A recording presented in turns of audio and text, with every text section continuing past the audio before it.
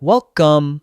In this quick and easy tutorial, I'm going to show you how to add a toggle switch button to your WordPress website, a feature that can make your site more interactive and user-friendly in just a few minutes. First, open your web browser and go to WordPress. Click the login button in the top right corner, and you can even sign in with your Google account for a fast and hassle-free login.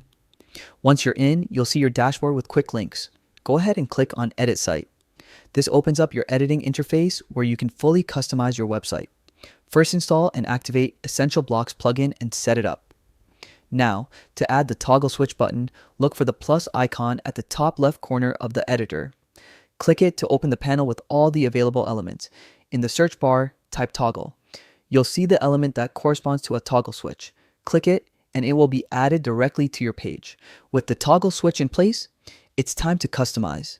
Add the options you want your visitors to see. This could be anything from light and dark modes to showing or hiding content.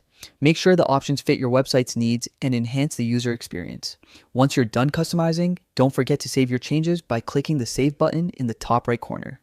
This ensures your new toggle switch is live and ready for your visitors to use. And that's it.